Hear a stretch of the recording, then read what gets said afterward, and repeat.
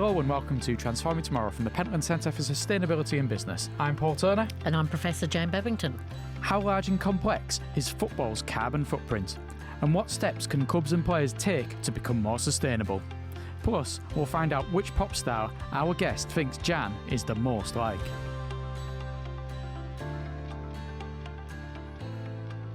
When's the last time you were on the terraces, Jan? In the mid-1990s. Now, I have to double check with you. When we're talking about terraces, are you referring to places where they grow rice and things like this in Southeast Asia, or are you actually referring to what I'm referring to? I think I'm referring to what you're referring to. I saw Dundee United versus Aberdeen.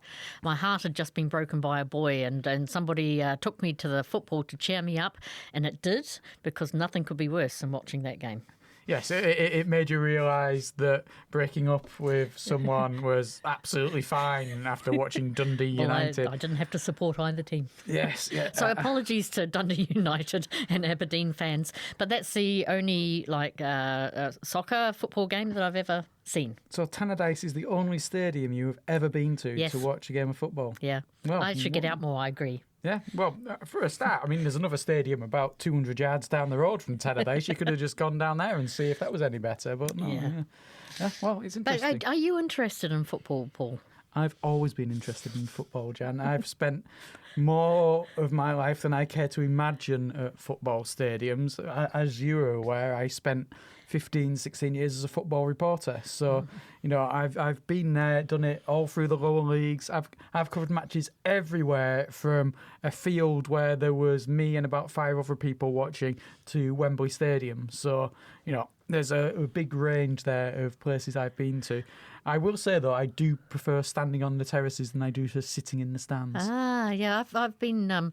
I stood on the terraces to see New Zealand versus the Barbarians when Carter Farm Park still had terraces, and that was quite a unique experience. I don't think it's available anymore in many places.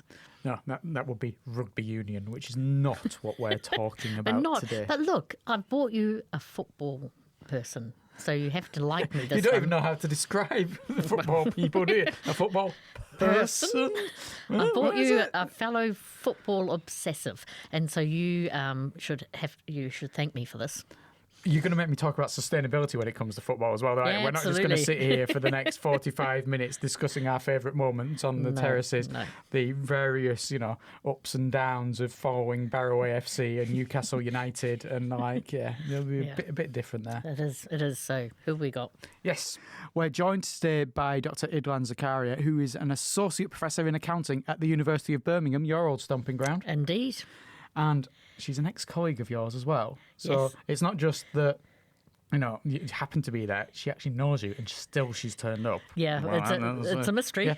And a graduate of this here university here at Lancaster, and someone who's put us in touch with various people in Malaysia through the past. Before Christmas, we spoke to Nick Nazmi, and that's thanks to Idlan.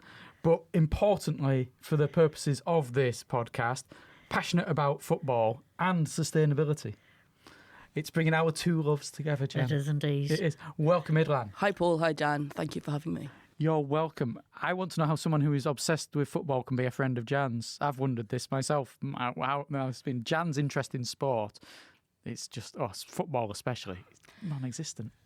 I led with the sustainability bit. I am actually one of those people who actually read a lot of the work that Jan did before I even knew what she looked like. And when she moved into the office next door to me at Birmingham, a little bit starstruck, a bit like seeing Taylor Swift in the stands kind of thing. Taylor Swift of the accounting world. I can live with that. And when Idlan says one of the people, I think that we've now found one. There's one more out there somewhere that we need to find. Who's done that. Gosh, you've been compared to Taylor Swift. There. I've always liked Idlan. I've always said she's a wonderful person. Great judgment, character. Yeah, I've said this before when we've had your friends on this podcast. They should have been briefed before we come that they don't have to be nice to you. Well, it was really great having a chance to connect with Idlan at Birmingham, and in particular to find out actually more about football, because I'm not very on the ball with that, if you excuse the pun. Football, Jan falls asleep. but it's connected to sustainability. Ooh. Yes, indeed. So let's start off with a little bit about your background, so our listeners kind of know where you've come from, and you've got a really interesting hybrid life between Malaysia and the UK, both in your younger years, but also in later years as well, and then that lovely connection with Lancaster. Yeah, so while I don't sound like it, I was born in Malaysia. And we, as a family, moved to the UK, specifically Durham, when I was 6, and lived here until I was about 11, and then I went back home to Malaysia for high school, came back here again, here literally to Lancaster, for my postgraduate degrees. So I've always almost feel like I've got one foot in each country, so to speak. I've picked up a terrible array of accents along the way, so I have no idea what accent I'm going to be featuring today on this podcast. But I came to Lancaster for my master's, and I was lucky enough to be given a grant by the Department of Accounting and Finance for my PhD, and so I kind of stayed on to do that. So, but what about the football then? Where did the love of football begin? Was it when you were 6 and you arrived in this country, or has it always been there? I want to say that it was because we lived in the part of the country where, it's just football. It's, Newcastle's just down the road. But actually, my first memory of football was actually watching the 1982 World Cup. I was very young, but, because people are going to do some maths now. But I was watching it with family. It's a big feature of... watching live sports is a big feature of my family. Moved abroad. Then my dad decided that it wasn't a thing for girls to play football. So he said, no, you can't play football. And that's really when the obsession started, because I started to find other ways to engage with the game that didn't involve me, getting in trouble for running around a pitch. And so stats, games, books, whatever. And I think that stuck all the way through life till today, I think. And you ended up supporting Newcastle United? No. Jan, you told me she was a Newcastle United fan. I said she's a good Geordie. If you're a good Geordie, that involves being a Newcastle United fan. If you're not a Newcastle United fan, you're not a good Geordie. But Jason Harrison is also from the area, and he doesn't support Newcastle United either, because he doesn't know what it is. Well, there is a backstory to that, though. She did get half of the team right, because she did say United, but it's Manchester United.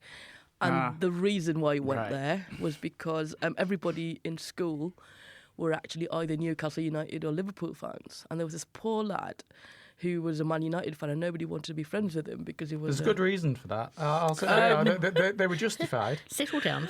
And so in the end, I decided that I'd be Andrew's friend and caught the United bug, for better or for worse.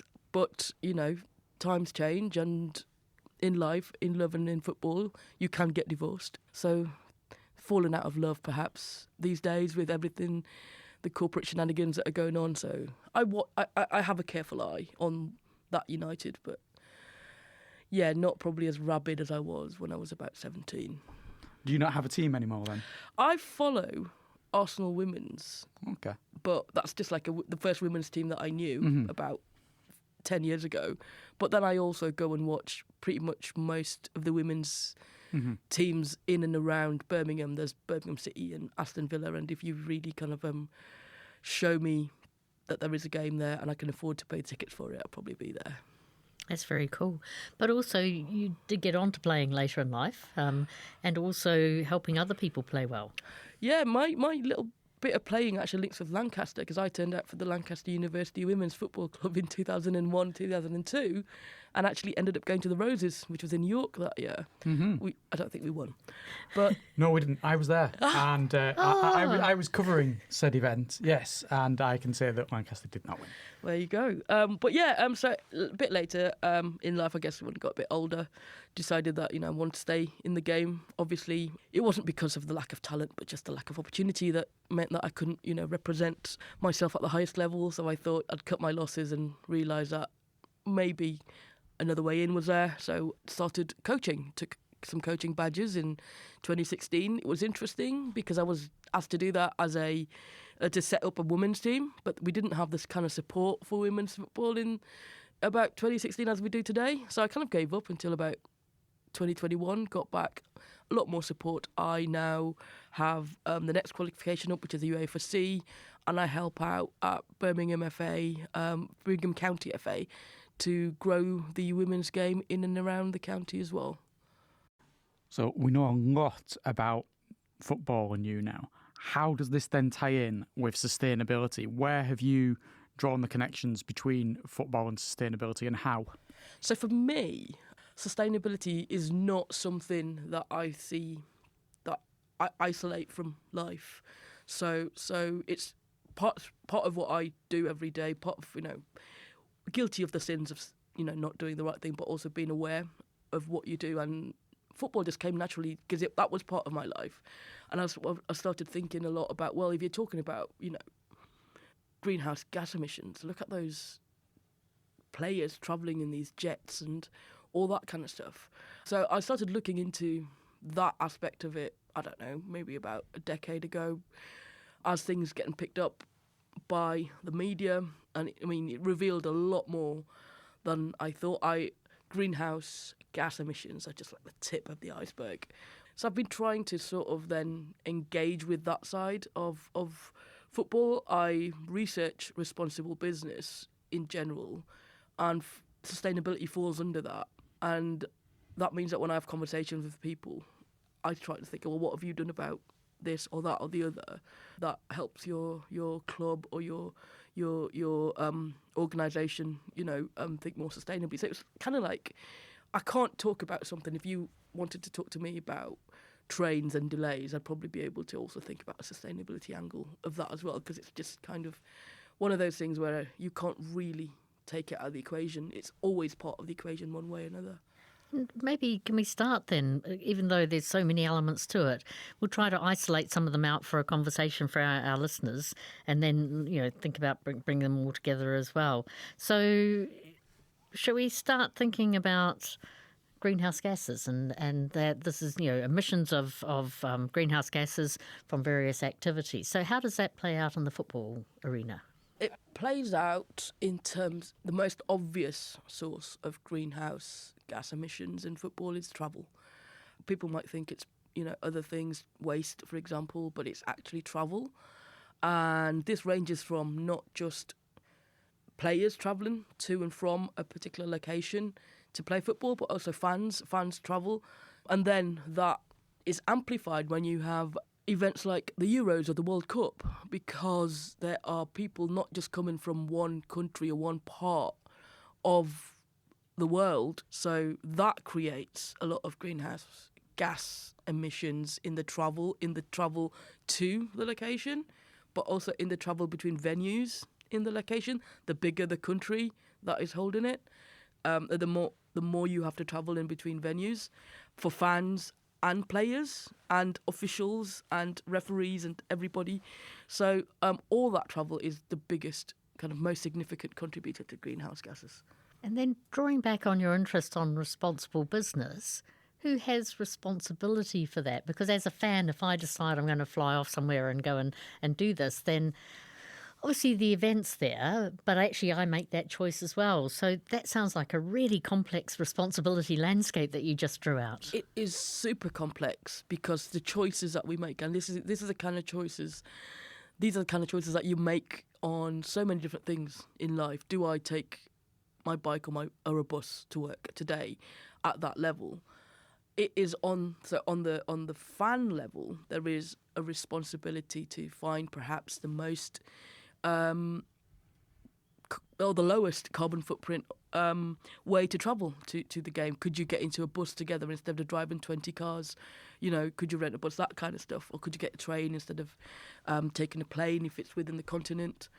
But on the higher level, organisations like FIFA and UEFA also have a responsibility because they choose the locations of these events.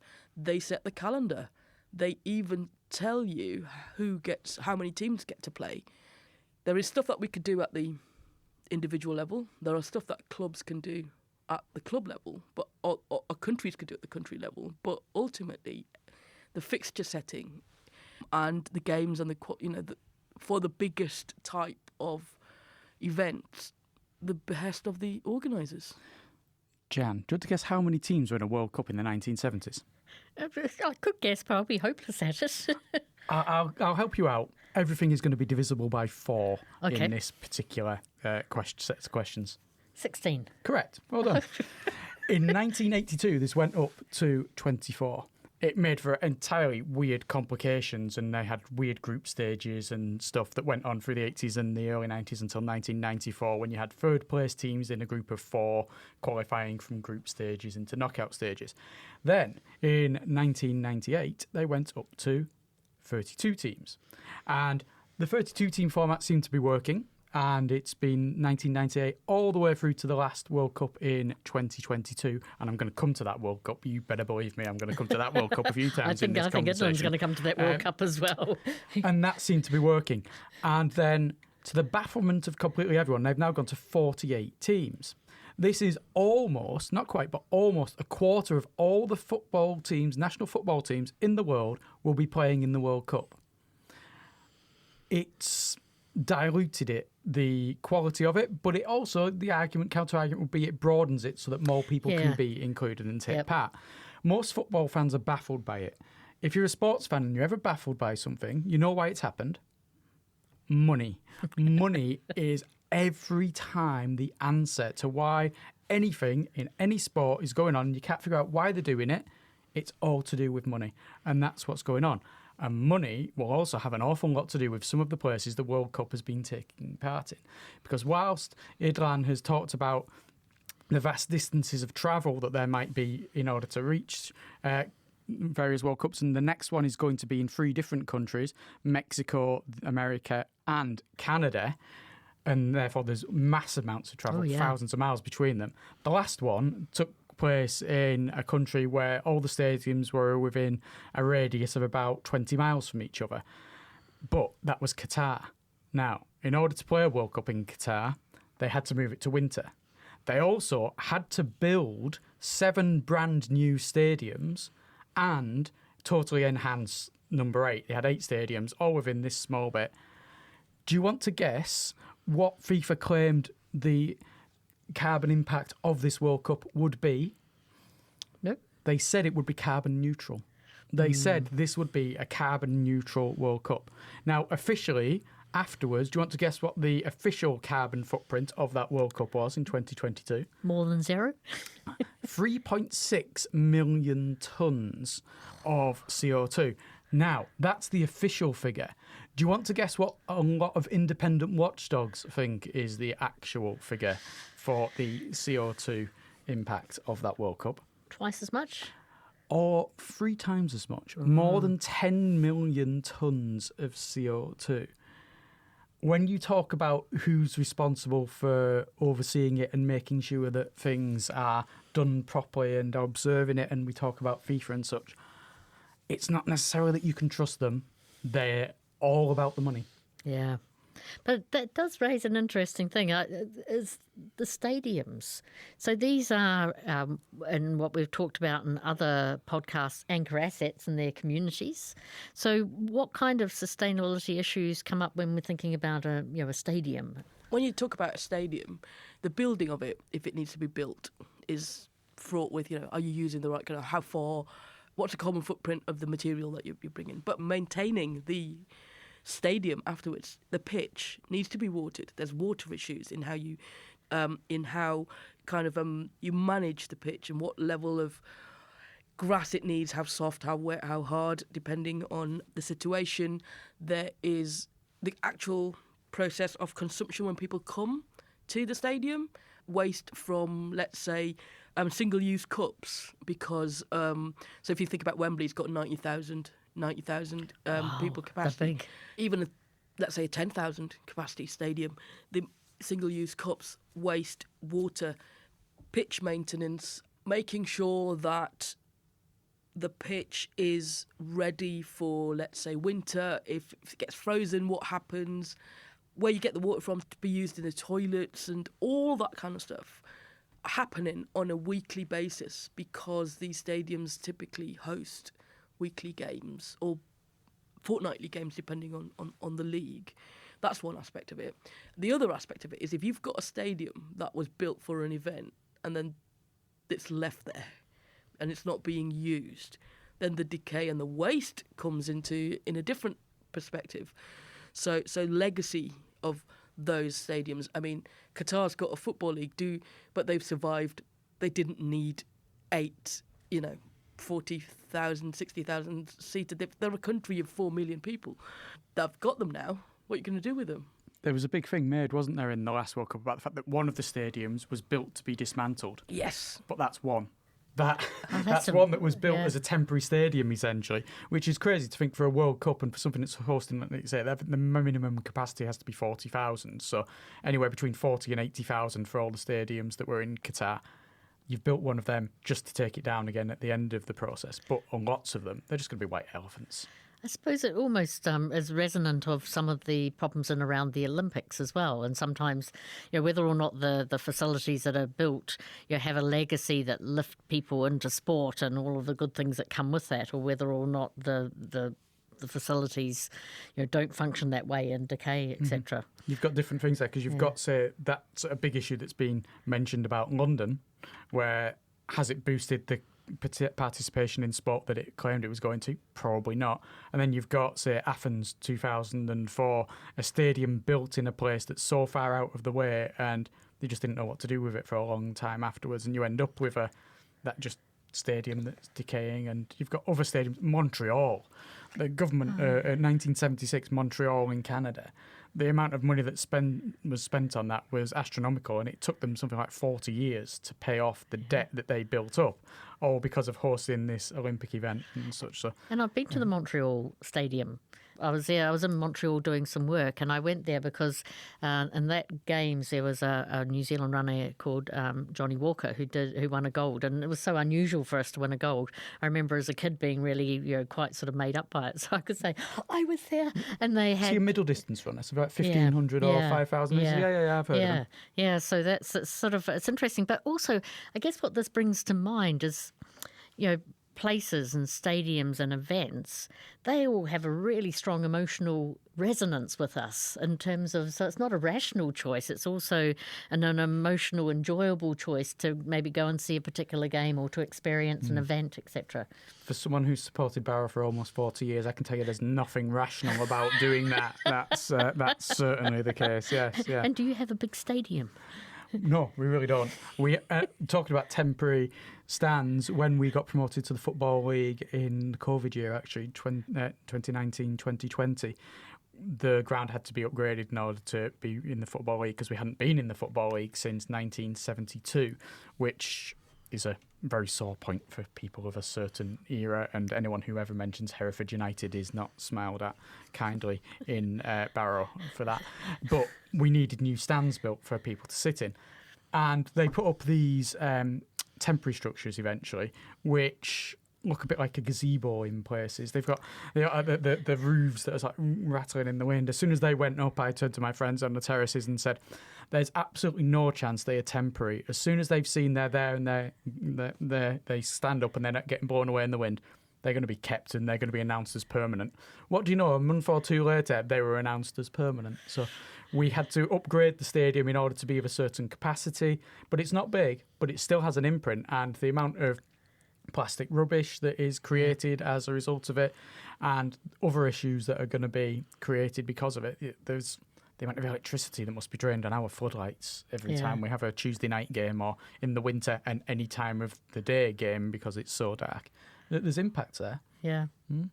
So in some ways, if you like, we've looked at travel, we've looked at the stadiums, but are there other layers of issues that we can peel back and have a wee think about as well? I think another aspect that not a lot of people talk about or think about too much, and partly it's because to do with, irrationality, is waste in terms of jerseys. The jerseys that we wear. Oh, yeah. And how much of those actually end up in landfills. Clubs now, when I was a young girl, clubs would have a jersey for 2 years. Here's your 94, 95, 95, 96 jersey. Now they come up with 3 jerseys a season, plus probably a special International Women's Day jersey or International Men's Day jersey or a green jersey or whatever it is that they're trying to celebrate. A jersey for playing in Europe, Yeah. a jersey for playing in cup competitions. Exactly. A jersey because it's Tuesday and not Wednesday. Yep. Yeah. Yep. And that, the amount of consumption that comes out of that and the amount of waste, because the material that the jerseys are made from typically are polyester or variations of it. We are thinking about the Adidases of the world, but also, but at the same time, the smaller smaller teams that have different jersey manufacturers don't use as high quality material compared to, let's say, the main shirt manufacturers. I mean, I say this guiltily with, a suitcase half filled of jerseys that I've had over the years. I just can't, the Marie Kondo thing, chuck it out. If it doesn't give you any emotional response, every jersey gives me an emotional response because I bought it for a reason. But it's also not getting worn, and nobody's wearing it, and it's creating waste. And if I throw it away, it goes into a landfill. So this is kind of like the intersection between semi-fast fashion and waste in football as well. I found that working from home since COVID has given me a larger rationale for wearing all of my football tops. I have many. My usual souvenir when I go on holiday is a football top from our local club. Yeah. We were in Denmark this year. I have the away kit of FC Odense in Denmark. Yep. Not many people have that there. My son has the full kit and he wears it to football training. Last year we were in Cologne. I have an FC Cologne, and they have a big tie-in with Barrow, actually, really bizarrely. There's a group of fans who interconnect between them. But I do know fully what you mean, because it's so easy to build them up and it's so hard to throw them away. Football fans don't buy football jerseys like you buy any other T-shirt just as something they need to wear. They buy it because it's got that connection. Whether it be a passing connection like mine was to Odense and Köln, or whether it be that longer-term connection, I have Barrow AFC shirts. And I'll come back to your point here as well about the quality of shirts. Since Barrow went back into the Football League, the quality of shirts has increased massively because the bigger companies who make the better quality shirts are more interested in you when you are in a Football League that's on a national level and seen than when you're... I've watched Barrow at a level that used to be called the Unibond Premier, the Northern Premier League, playing against teams. You talk about Durham, I saw them play Eschwinning FC near Durham in the FA Cup qualifying. They actually played at Durham's ground because Eschwinning's was unsuitable. And there are places and people you see, but the shirts are just really low quality. You feel like they fall apart. It's fascinating. Where are all these shirts manufactured, and are there any sustainability issues that come from the manufacturing of kit? If you pick up a football shirt that is manufactured by, let's say, the big three, and the big three I mean here Adidas, Puma and Nike, chances are they are made in Southeast Asia or Turkey. So there's a carbon footprint of just manufacturing this. Let's not go into the process of making them and the process of, water usage in making the shirts, the process of using chemicals, the colours and everything that's being handled in a country that might not have as high standards of legal regulation about wastage from factories. So there's a potential kind of pollution story there as well. Not very many manufacturers make things locally anymore. As in like if you are in Europe, then you are keeping the manufacturing to Europe. I mean, that's the 1980s kind of globalization story that, unfortunately, because of cost and money, going back to why everything's been driven by money, it's never gone away because it is cheaper. And just to add to that, the cost of making a shirt is marginal, and the profit that they make on this is astronomical. So they now, in most big clubs, have, for example, a player's issue jersey that they sell for 120 quid. And then they have a cheaper version, the fan version. But the fan version is about 85 quid. So it's not all that cheap. And this is not before you put the numbers and everything on.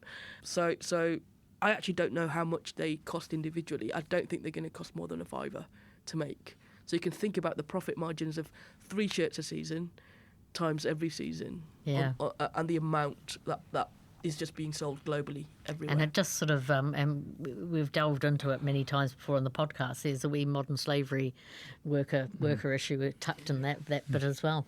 The way they make you seem special is a lot of these shirts now come with little patches on that have got a number on it, and it's a number that's not on any other of the shirts, so it's showing you it's an individually made special one. Yours is number 4227 XB2C, and no one else will have that number on it.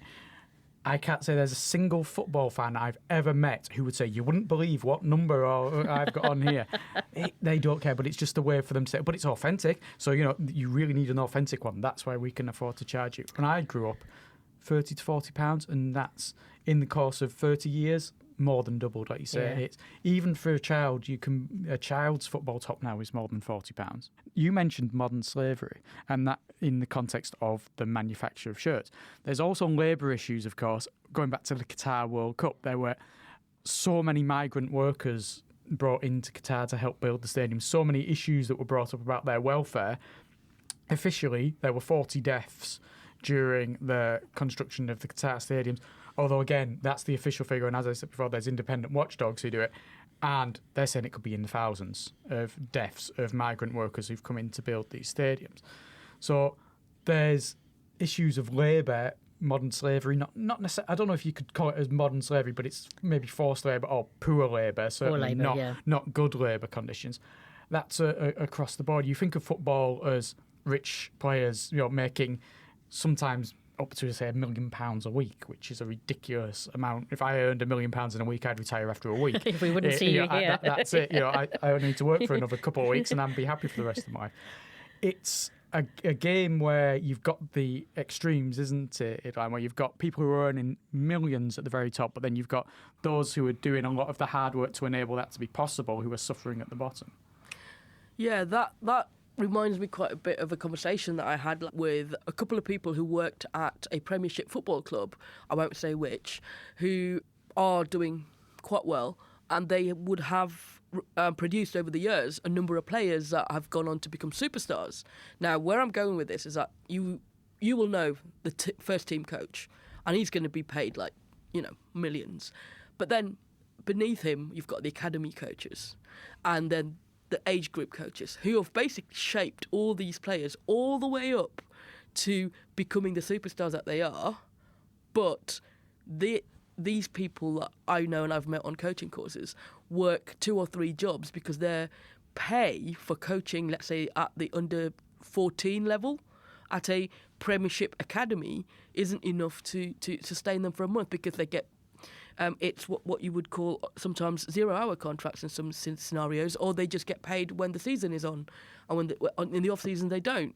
So they're holding 2 or 3 jobs, and this is not very far down from the pyramid of coaches that actually are getting the millions. So the disparity in the pay of the people who actually are making things happen for your £1 billion players, £1 million players, is also something that's quite concerning. Well, I think we need to do something about it. Good luck, Jan. If there's anything that's been shown about global governance of football, it's very hard for anyone outside the top table to have any influence at all on what's happening. But there must be cracks and crevices where we can dig in and find some opportunities.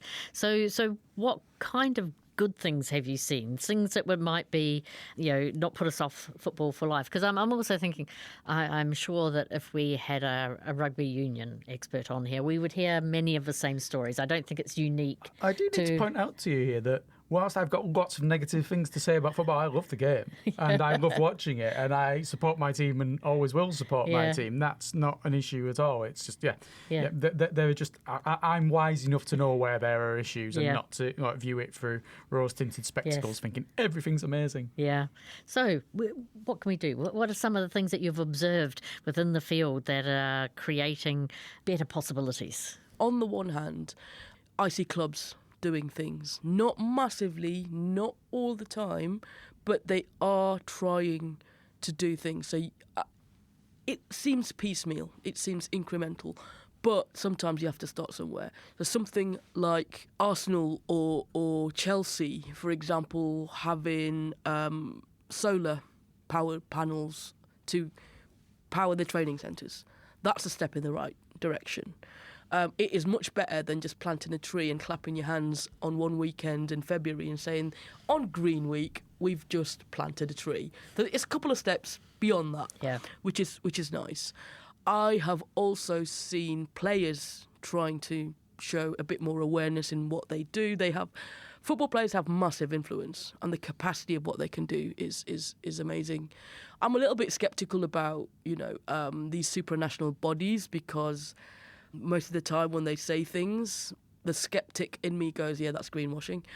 But on the grassroots level, and this is where I think most of the hope is, there are organisations that are trying to instill a lot of not just awareness, but behavioural changes in fans that incrementally could add up to actual change. So, for example, there's an organisation called Pledge Ball, which is one of my favourite organisations. What they do is they get fans of different clubs to pledge a carbon footprint saving kind of action that they will take, and they affiliate it to their club.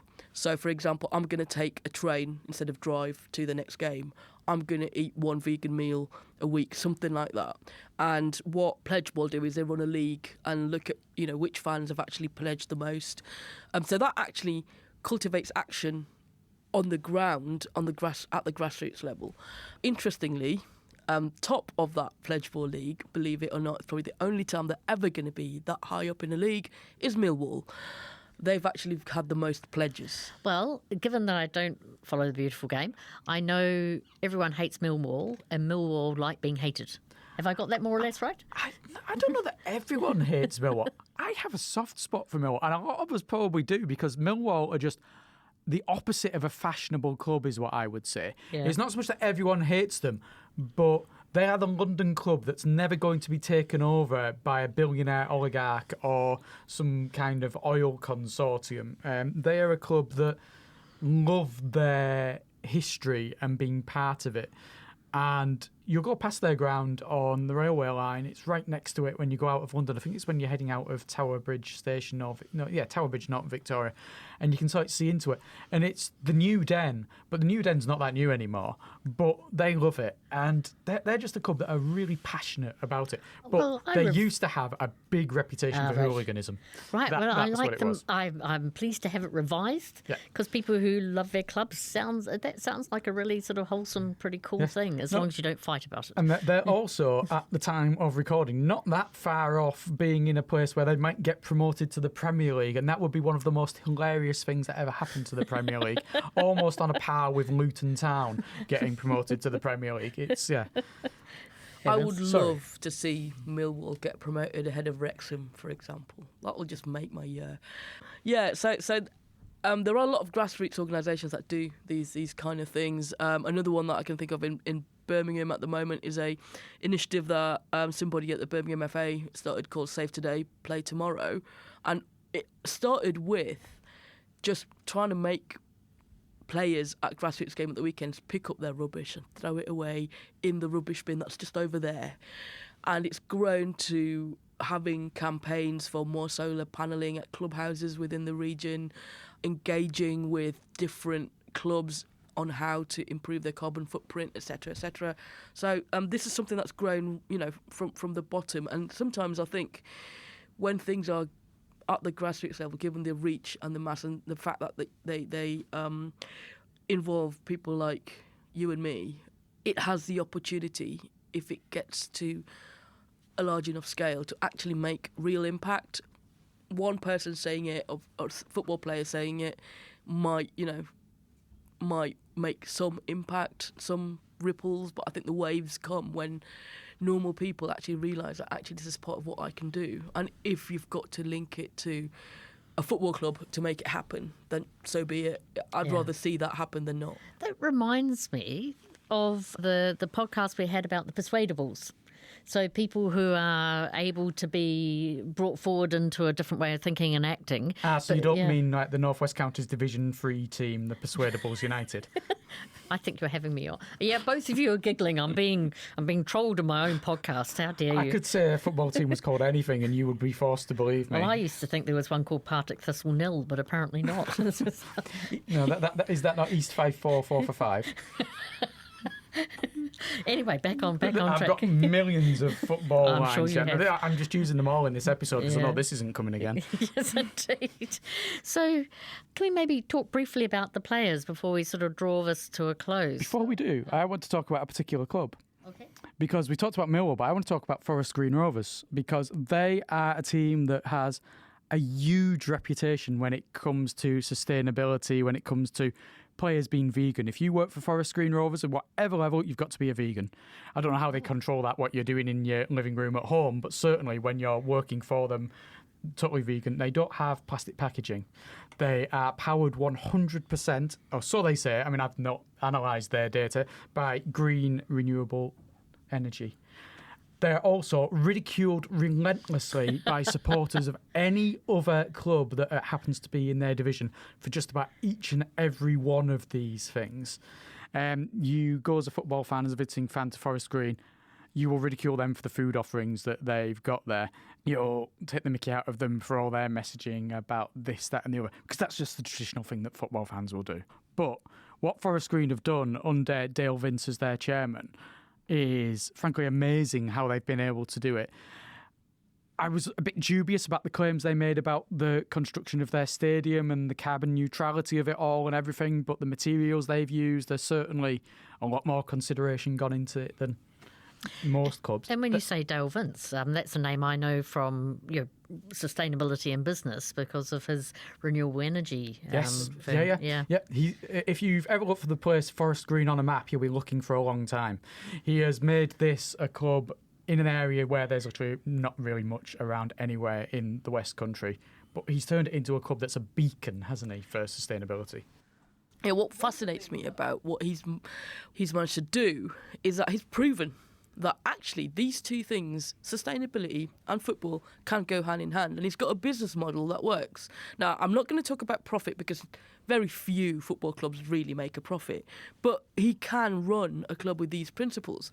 And it fascinates me that nobody else actually copied him off of it. It's not what I would love to see is that Forest Green Rovers not being a novelty, that it becomes, okay, maybe not the vegan pies thing all the time for everyone, but things like that, the things that they do, like they use rainwater in the toilets, that's an easy win for, half the clubs in the country. We're not a very dry country in England.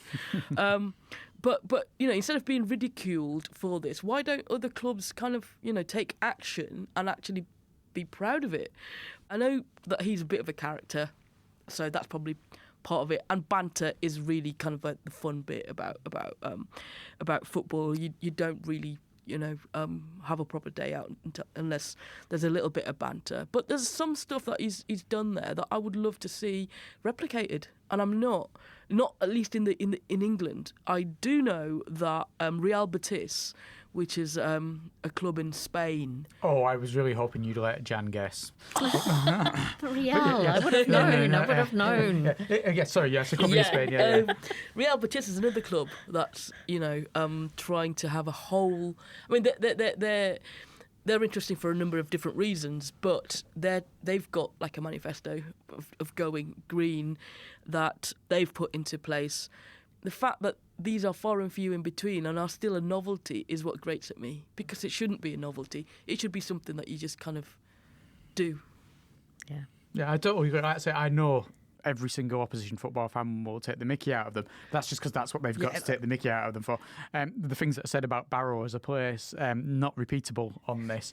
The fact that we have something called the Slag Bank about half a mile away from the ground doesn't help matters. And there's lots of other things as well, but there's always something that fans will pick on. But that shouldn't stop other clubs taking it up, because he's shown what can be done. Not everything is going to be doable by every club, but he's shown the vast range of things that you can do. It just doesn't have to be one particular aspect of it. So I'm really interested in the role of individuals, and particularly football stars who are, absolutely, admired, looked up to, all of those sorts of things. What kind of things can the players themselves do in this area, and what really good practice have you seen in terms of, football players, maybe not all stars, but maybe, all sorts of football players actually leading the way? So, the reach of football stars. The person a football star is the person that's got the most Instagram followers in the world. So the ability for them to become, key actors, change makers is massive. Unfortunately, I have not seen as much as I would like or I would have, expected on this. There are some exceptions. There are some players like Juan Mata, who used to play for Chelsea, Man United and Spain. He's gone and created an organisation that does like lots of little humanitarian acts and called Common Goal. That kind of reach that he's got, he's managed to get other people buying into that. I would love to see that in the environmental space. There are people that if you follow them closely enough, you will see that they'll do some promos when it comes to Green Pledge Week, whatever it is that Sky does. But I have not seen stars on the level of, let's say, your Cristiano Ronaldos and your Leo Messis or your Mals or your Bellinghams to actually actively promote that, promote recycling or buying a green car. They'll do it if it's a commercial that they've been contracted to do, but as a way of life, because if you what you really want to create are sustainable actions over the life of a fan, right? My nephew is a massive Cristiano Ronaldo fan, and he stopped drinking Coke because Cristiano Ronaldo took a Coke bottle in front of him at a press conference and said, "This is rubbish, I'm drinking water." That's the kind of reach to young kids that these football stars, sports stars could do, and it's global.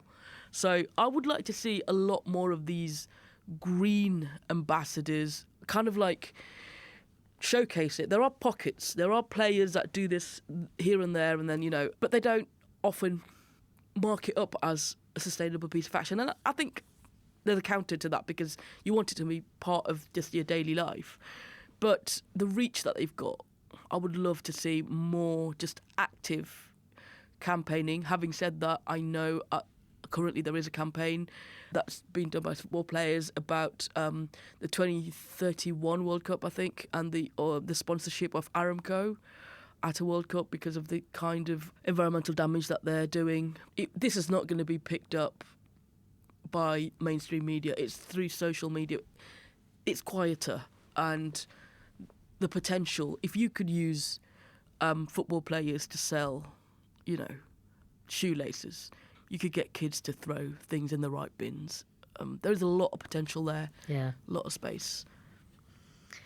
So to bring this all together, because I think we've only touched the very top of the iceberg. I think we might have to have more episodes. More football. Yeah. We're going to turn into a football podcast because I hate to tell you there's a lot of them about. What's next for you, Idlan, in this area? My research now has started focusing on actual responsible business actions. I'm really interested in actual actions that are being taken versus CSR stuff, that's done for the cameras. And I really want to look at a lot more in how the football sector is doing this. So that's where I think my research is going to be angling towards. The Centre for Responsible Business at the University of Birmingham has now relaunched its 5 principles, and under one of those we have a cluster researching responsible business in sport. So engaging with other sports, obviously, but for me, that's probably going to be the football bit, looking at how people or clubs or individuals are actually enacting actions over words. I would like to have the opportunity to also review some of these policies that they come out with, little audits in actual actions, not as a way to say, naughty, you shouldn't have done that, because we're all complicit in doing danger to the environment, in one way or another, but as an internal benchmark for self-reflection. If I am a football club and I want to be a greener football club, what are the things that I need to do? I don't have to tell everybody about this, but what can I do that doesn't have to be showy? So I'm kind of looking at benchmarking on those aspects as well. Well, this has been fascinating. We haven't even got on to discussions around things such as the fact they're going to hold a World Cup in Spain, Morocco, Portugal, Uruguay, Paraguay and Argentina in 9 years' time. You're looking horrified at that, Jan, but that's actually in 5 years' time, that should be. Yeah. And there's so many other issues. There's things such as the EFL Green Club scheme. There's a whole lot around football and sustainability. Well, as I say, we haven't had a chance to discuss, but what we have discussed has been brilliant. Yeah, well, as I say, this might be... We won't do only football, but it seems like there's more football to be done in this area. Idlan, thank you so much for joining us. Thank you for having me.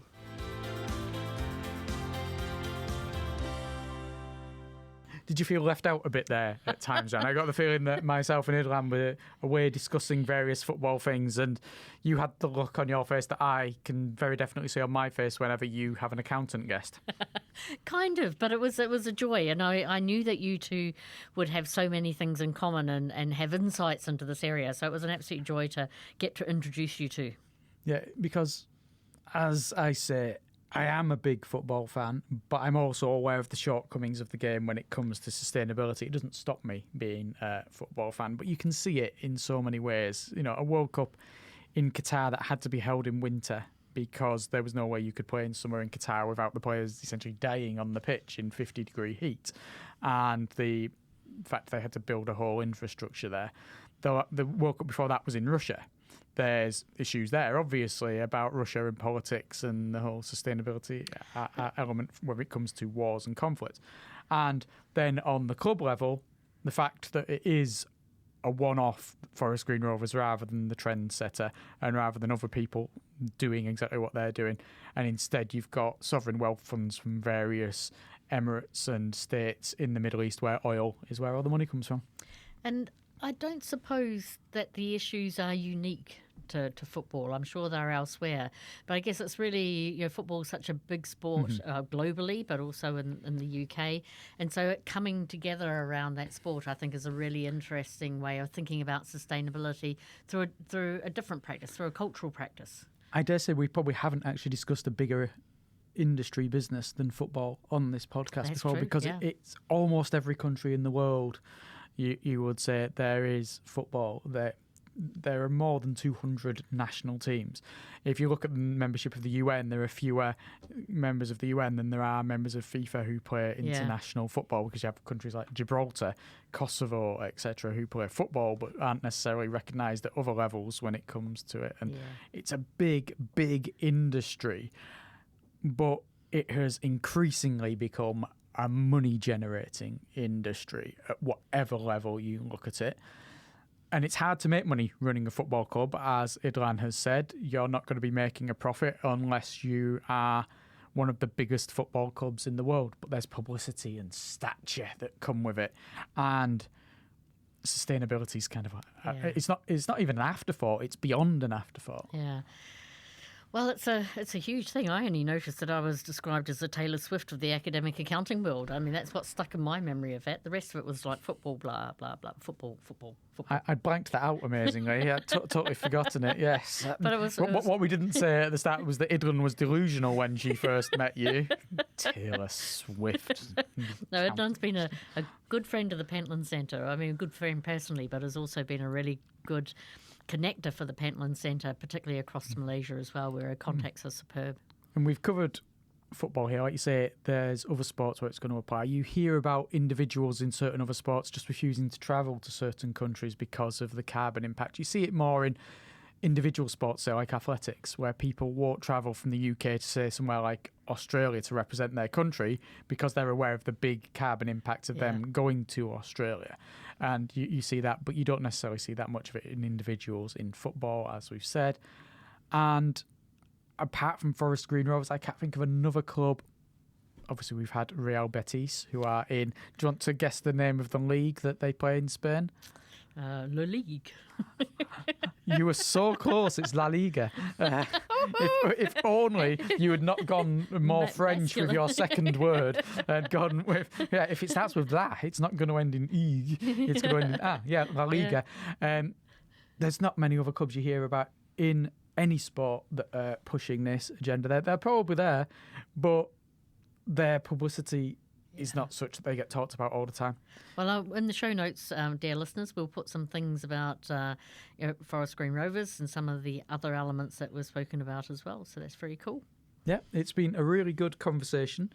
We're going to be talking about something I have a little less knowledge about next time. But, I'll do my best. We're going to be talking about family businesses, succession, the role of the next generation when it comes to family businesses and how that all affects attitudes towards sustainability. That sounds fab.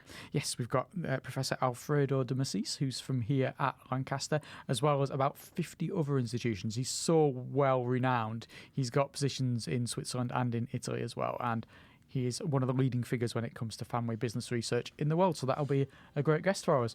Until then, thank you very much for listening. And it's goodbye from me, Paul Turner. And it's goodbye from me, Jane Babington.